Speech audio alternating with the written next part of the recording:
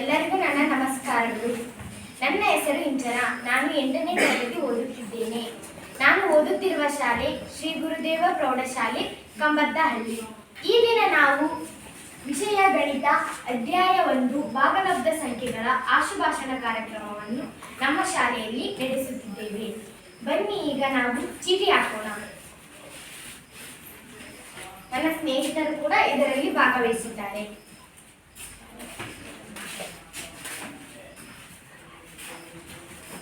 ಈಗ ನಾವು ಚೀಟಿ ತೆಗೆದುಕೊಳ್ಳೋಣ.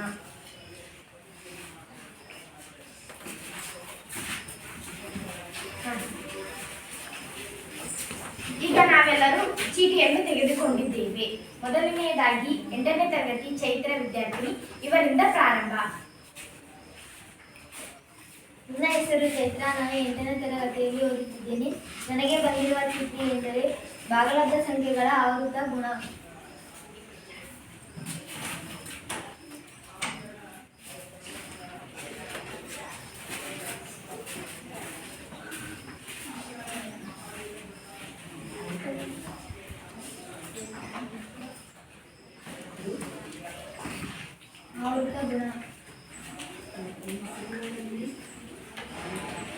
ಭಾಗಲಬ್ಧ ಸಂಖ್ಯೆಗಳಲ್ಲಿ ಆವೃತ ಗುಣ ಯಾವ ಯಾವ ಕ್ರಿಯೆಯಲ್ಲಿ ಆವೃತವಾಗಿದೆ ಎಂದು ಪರೀಕ್ಷಿಸೋಣ. ಮೊದಲನೆಯದಾಗಿ ಸಂಕಲನದಲ್ಲಿ ಪರೀಕ್ಷಿಸೋಣ.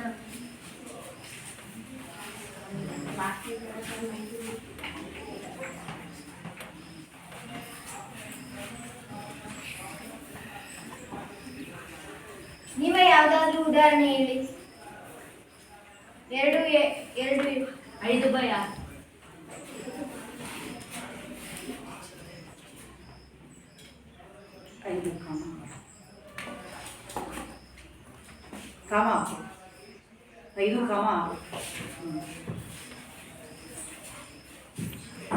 ಈಗ ನಾವು ಯಾವ ಕ್ರಿಯೆಯಲ್ಲಿ ಮಾಡ್ತಿದ್ದೀವಿ? ಸಂಕಲನ.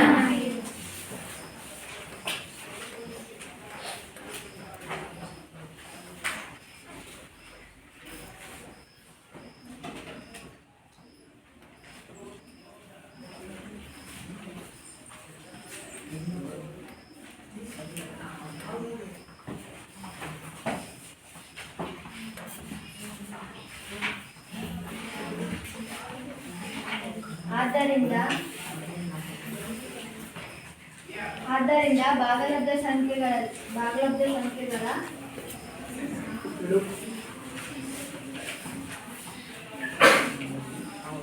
ಸಂಕಲನ ಕ್ರಿಯೆಯಲ್ಲಿ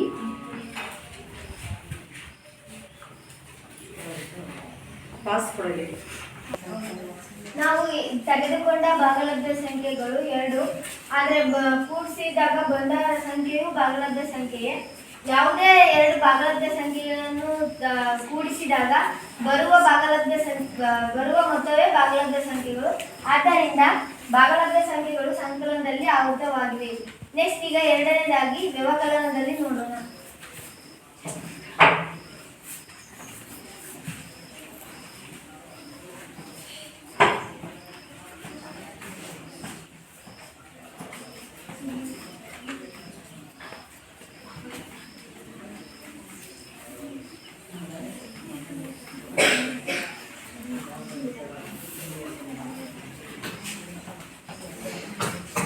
ವ್ಯವಕಲನಕ್ಕೆ ಯಾವುದಾದ್ರೂ 2 ಉದಾಹರಣೆ ಕೊಡಿ. 2/3.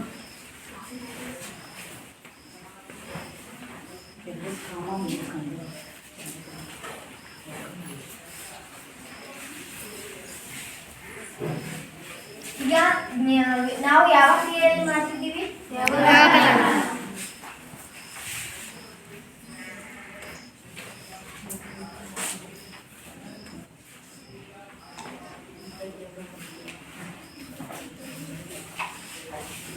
ತೆಗೆದುಕೊಂಡ 2 ಭಾಗಲಬ್ಧ ಸಂಖ್ಯೆಗಳು ಕಳೆದಾಗ ಮೊತ್ತ ಬಂದಿರೋದು ಭಾಗಲಬ್ಧ ಸಂಖ್ಯೆಯೇ. ಆದ್ದರಿಂದ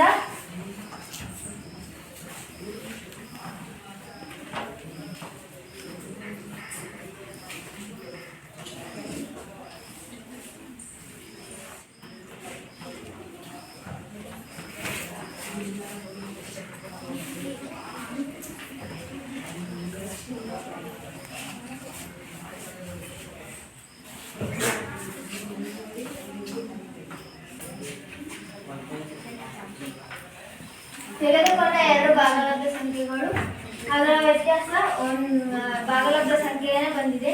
ಆದ್ದರಿಂದ ಭಾಗಲಬ್ಧ ಸಂಖ್ಯೆಗಳು ವ್ಯವಕಲನದಲ್ಲಿ ಆವೃತವಾಗಿವೆ. ಈಗ ನೆಕ್ಸ್ಟ್ ಗುಣಾಕಾರದಲ್ಲಿ ನೋಡೋಣ.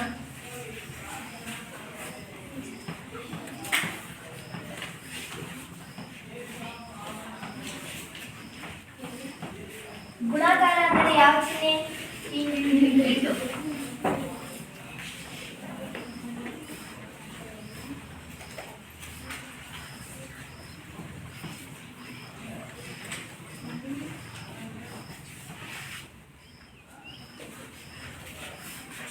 ತೆಗೆದುಕೊಂಡ ಎರಡು ಭಾಗಲಬ್ಧ ಸಂಖ್ಯೆಗಳು ಅದರ ವ್ಯತ್ಯಾಸ ಅದರ ಗುಣಿಸಿದಾಗ ಭಾಗಲಬ್ಧ ಸಂಖ್ಯೆಯ ಬಂದಿದೆ.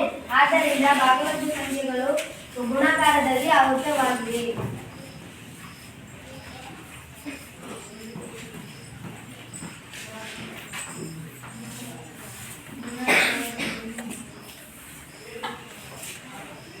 ಗುಣಾಕಾರದಲ್ಲಿ ಆವೃತವಾಗಿವೆ. ನೆಕ್ಸ್ಟ್ ಭಾಗಾಕಾರ.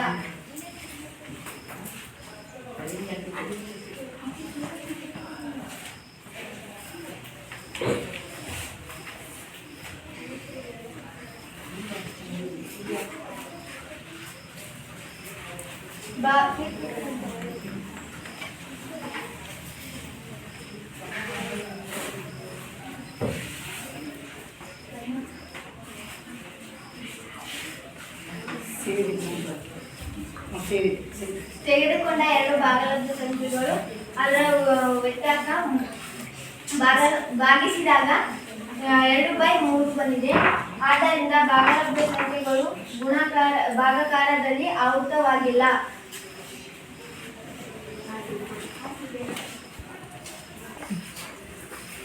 ಇದನ್ನು ತಗೊಂಡಾಗೆ ಆಗುತ್ತೆ. ಭಾಗಲಬ್ಧ ಸಂಖ್ಯೆಗಳಲ್ಲಿ ಭಾಗಾಕಾರ ಆಗುತ್ತೆ. ಆದರೆ ಛೇದದಲ್ಲಿ 0 ತಗೊಂಡ್ರೆ ಆಗಲ್ಲ. ಅದಕ್ಕೆ ಇದು ನಾಟ್ ಈಕ್ವಲ್. ಆದ್ದರಿಂದ ಭಾಗಲಬ್ಧ ಸಂಖ್ಯೆಗಳು ಭಾಗಾಕಾರದಲ್ಲಿ ಛೇದದಲ್ಲಿ 0ಯನ್ನು ತೆಗೆದುಕೊಂಡಾಗ ಅದು ಭಾಗಲಬ್ಧ ಸಂಖ್ಯೆಗಳು ಆಗಲ್ಲ. ಆದ್ದರಿಂದ ಭಾಗಲಬ್ಧ ಸಂಖ್ಯೆಗಳು ಭಾಗಾಕಾರದಲ್ಲಿ ಆವೃತವಾಗಿಲ್ಲ.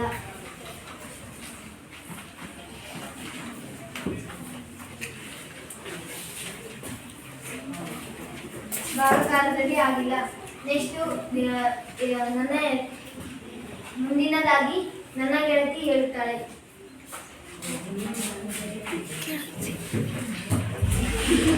ನನ್ನ ಹೆಸರು ಯಶವಂತ. ನನಗೆ ಬಂದಿರುವ ವಿಷಯ ಭಾಗಲಬ್ಧ ಸಂಖ್ಯೆಗಳು ಸಂಕಲನದಲ್ಲಿ ಮತ್ತು ಗುಣಾಕಾರ ಆವೃತವಾಗಿದೆ.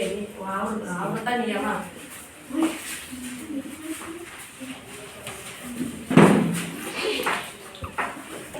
ನನಗೆ ಬಂದಿರುವ ವಿಷಯ ಸಂಕಲನ ಮತ್ತು ಗುಣಾಕಾರ ಪರಿವರ್ತನೆಯ ನಿಯಮ.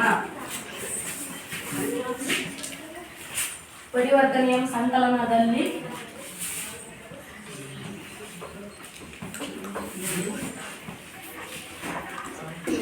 ಸಂಕಲನ ಕ್ರಿಯೆಯಲ್ಲಿ ಮಾಡುತ್ತಿದ್ದೇವೆ. ಭಾಗಲಬ್ಧ ಯಾವುದಾದರೂ 2 ಉದಾಹರಣೆಗಳನ್ನು ಕೊಡಿ.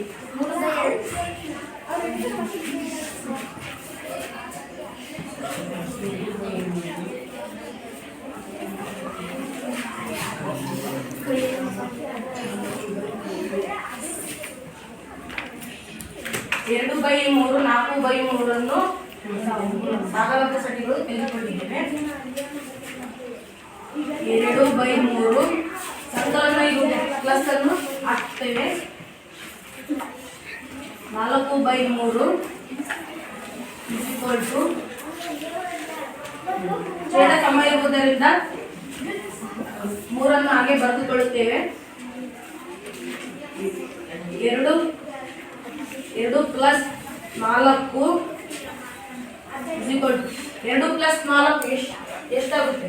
6/3. ಈಗ 4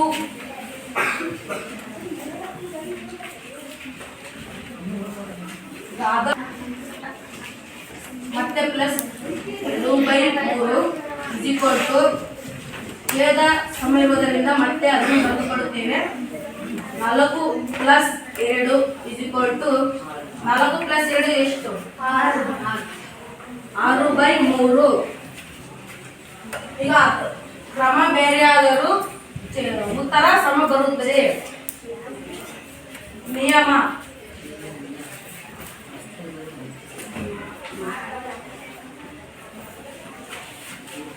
A, B ಭಾಗಲಬ್ಧ ಸಂಖ್ಯೆಗಳು A plus B is equal to B plus A. ಭಾಗಲಬ್ಧ ಸಂಖ್ಯೆಗಳು ಸಂಕಲನದಲ್ಲಿ ಆವೃತವಾಗಿದೆ. ಬರ್ಕತ್ತಡೆ ಬರೀಲಿ. ಈಗ ಗುಣಾಕಾರದಲ್ಲಿ ಮಾಡೋಣ. ಎರಡು ಉದಾಹರಣೆಗಳನ್ನು ತೆಗೆದುಕೊಂಡು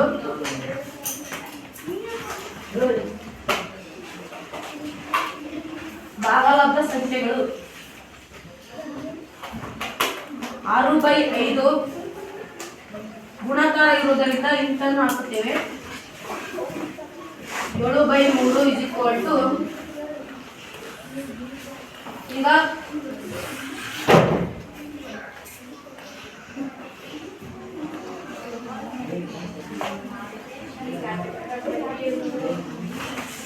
ಅದಲು ಬದಲು ಮಾಡುತ್ತೇವೆ. ಒಂದನೇದಾಗಿ 6/5 7/3 is equal to ಎರಡನ್ನು ಗುಣಿಸಿದ್ದೇವೆ. 42/15 ಅದಲು ಬದಲು ಮಾಡಿ ಗುಣಿಸಿದಾಗ ಅದೇ ಸೇಮ್ ಉತ್ತರ ಬರುತ್ತವೆ. ಭಾಗಲಬ್ಧ ಸಂಖ್ಯೆಗಳು ಗುಣಾಕಾರದಲ್ಲಿ ಪರಿವರ್ತನೀಯವಾಗಿದೆ. ನಿಯಮ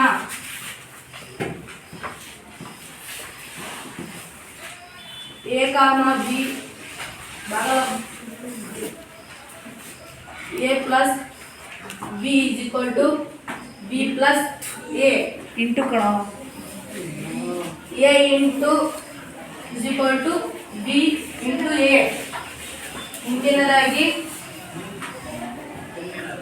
ಮುಂದಿನದಾಗಿ ಪ್ರಜ್ಞೆ ಅವರು ಮುಂದುವರಿಸುತ್ತಾರೆ. ನನಗೆ ಬಂದಿರತಕ್ಕಂತಹ ವಿಷಯ ಭಾಗಲಬ್ಧ ಸಂಖ್ಯೆಗಳ ಸಂಕಲನ ಸಹವರ್ತನೀಯ ಗುಣ. ಮೊದಲು ನಾವು ಸಂಕಲನ ಕ್ರಿಯೆಯಲ್ಲಿ ಪರೀಕ್ಷಿಸೋಣ. ಯಾವುದಾದರೂ 3 ಸಂಖ್ಯೆಗಳನ್ನು ತೆಗೆದುಕೊಳ್ಳೋಣ. 2/3, 1/3, 4/3 belongs to Q. ಇವು ಎರಡು ಭಾಗಲಬ್ಧ ಸಂಖ್ಯೆಗಳು. ಇವು 3 ಭಾಗಲಬ್ಧ ಸಂಖ್ಯೆಗಳು. ಈಗ ನಾವು ಕ್ರಮವಾಗಿ ಇವುಗಳನ್ನು ಬರೆದುಕೊಳ್ಳೋಣ.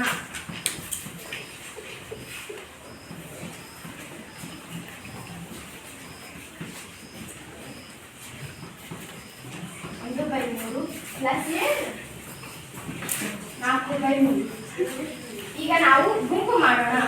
ಮೊದಲೆರಡು ಗುಂಪುಗಳನ್ನು ನಾವು ಮಾಡಿದ್ದೇವೆ. ಈಗ ಮೊದಲು ಎರಡನೆಯ ಗುಂಪು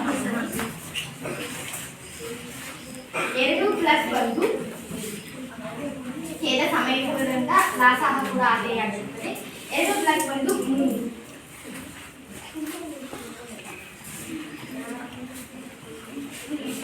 ಪ್ಲಸ್ 4/3.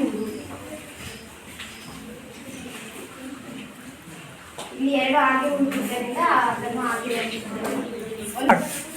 ಭಾಗಲಬ್ಧ ಸಂಖ್ಯೆಗಳಲ್ಲಿ ಸಹವರ್ತನೀಯ ಗುಣ ಗುಂಪು ಬದಲಾವಣೆ ಮಾಡಿದರೂ ಉತ್ತರ ಕೂಡ ಅದೇ ಬರುತ್ತದೆ. ಏಕೆಂದರೆ LHS RHS.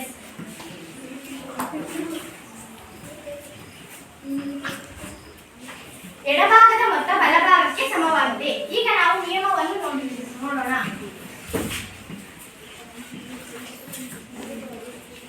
A, B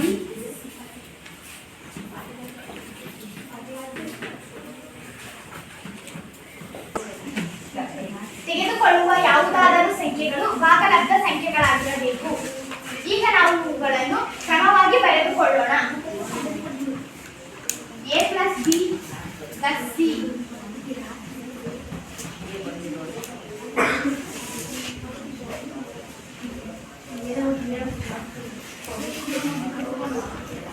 ಮಧ್ಯದಲ್ಲಿ ಗುಂಪು ಬದಲಾವಣೆಯನ್ನು ಮಾಡಿದ್ದೇವೆ. ಗುಂಪು ಬದಲಾವಣೆ ಮಾಡಿದರೂ ಮೊತ್ತ ಬರುವುದರಿಂದ LHS RHS ಎಂದರೆ ಎಡಭಾಗವು ಬಲಭಾಗಕ್ಕೆ ಸಮವಾಗಿದೆ. ಇದರಿಂದ ಭಾಗಲಬ್ಧ ಸಂಖ್ಯೆಗಳು ಸಂಕಲನದಲ್ಲಿ ಸಹವರ್ತನೀಯವಾಗಿದೆ. ಮುಂದಿನ ವಿದ್ಯಾರ್ಥಿ. ನನ್ನ ಹೆಸರು ಪ್ರಜ್ಞಾ ಕೆಪಿ. ನಾನು 8ನೇ ತರಗತಿ. ನನಗೆ ಬಂದಿರುವ ವಿಷಯವೇನೆಂದರೆ ಭಾಗಲಬ್ಧ ಸಂಖ್ಯೆಗಳ ಸಂಕಲನ ಅನನ್ಯತಾಂಶ ಗುಣ. ಹಾಗಾದರೆ ಅನನ್ಯತಾಂಶ ಎಂದರೇನು? ಯಾವುದೇ ಸಂಖ್ಯೆಯನ್ನು ಕೂಡಿದರೆ ಅದೇ ಸಂಖ್ಯೆ ಬರುತ್ತದೆಯೋ ಅದನ್ನು ಅನನ್ಯತಾಂಶ ಗುಣ ಎನ್ನುವರು.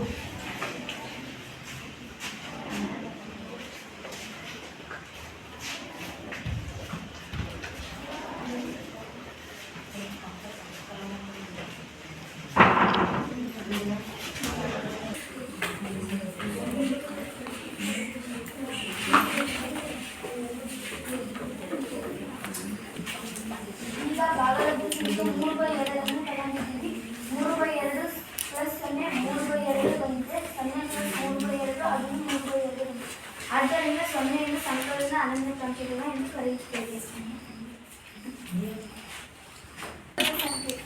ಭಾಗಲಬ್ಧ ಸಂಖ್ಯೆಗಳು ಸಂಕಲನದಲ್ಲಿ ಅನನ್ಯತಾಂಶಗುಣ ಹೊಂದಿದೆ. 0ಯು ಸಂಕಲನದಲ್ಲಿ ಅನನ್ಯತಾಂಶಗುಣ ಹೊಂದಿದೆ. ಹೇಳು. ನನಗೆ ಬಂದಿರುವ ವಿಷಯ ಭಾಗಲಬ್ಧ ಸಂಖ್ಯೆಗಳ ಗುಣಕಾರದ ಅನನ್ಯತಾಂಶ.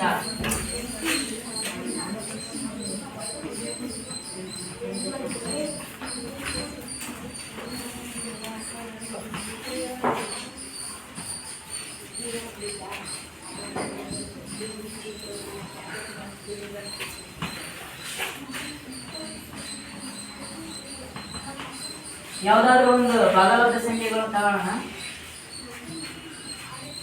2/3.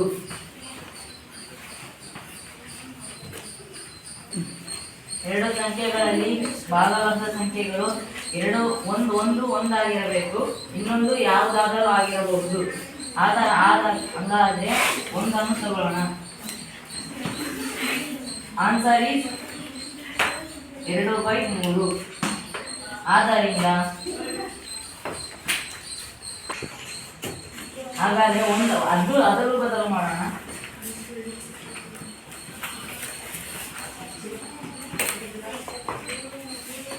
ಆನ್ಸರ್ ಈಸ್ ಒಂದೇ ಬರುತ್ತೆ.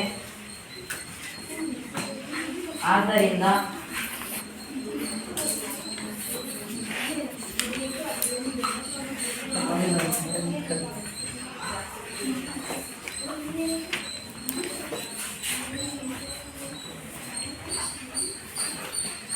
ಗುಣಕಾರದ ಅನನ್ಯತಾಂಶ ಎನ್ನುತ್ತೇವೆ.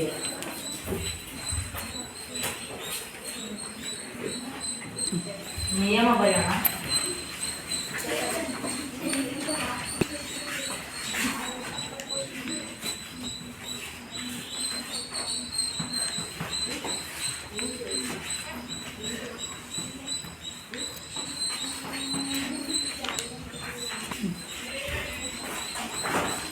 A into 1 A equal to A.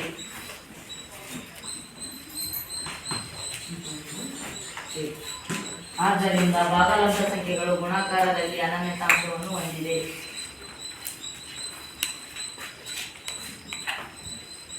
ಆದ್ದರಿಂದ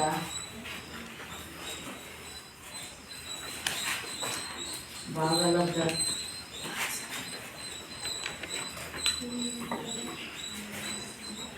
ಸಂಖ್ಯೆಗಳು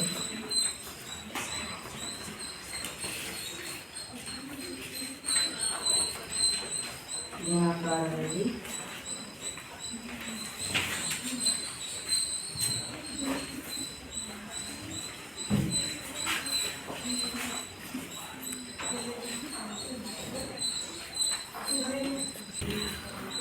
A, 1 ಗುಣಿಸಿದಾಗ ಅದೇ ಆನ್ಸರ್ ಬರುವುದನ್ನೇ ಒಂದು ಭಾಗಲಬ್ಧ ಸಂಖ್ಯೆಗಳಾಗಿದೆ. A into 1 ಗುಣಿಸಿದಾಗ ಅದೇ ಆನ್ಸರ್ ಬರುತ್ತದೆ. ಆದ್ದರಿಂದ ಭಾಗಲಬ್ಧ ಸಂಖ್ಯೆಗಳು ಗುಣಾಕಾರದಲ್ಲಿ ಅನನ್ಯತಾಂಶವನ್ನು ಹೊಂದಿದೆ. A into 1 is equal to A. 1 into A is equal to A. ಆದ್ದರಿಂದ ಭಾಗಲಬ್ಧ ಸಂಖ್ಯೆಗಳು ಗುಣಾಕಾರದಲ್ಲಿ ಅನನ್ಯತಾಂಶವನ್ನು ಹೊಂದಿದೆ. ಅಧ್ಯಾಯ 1 ಭಾಗಲಬ್ಧ ಸಂಖ್ಯೆಗಳ ಆಶುಭಾಷಣ ಕಾರ್ಯಕ್ರಮವನ್ನು ನನ್ನ ಸ್ನೇಹಿತರು ಎಲ್ಲರಿಂದ ಎಲ್ಲರೂ ಒಟ್ಟಾಗಿ ಮಾಡಿದ್ದೇವೆ. ಎಲ್ಲರಿಗೂ ಧನ್ಯವಾದಗಳನ್ನು ತಿಳಿಸುತ್ತೇನೆ.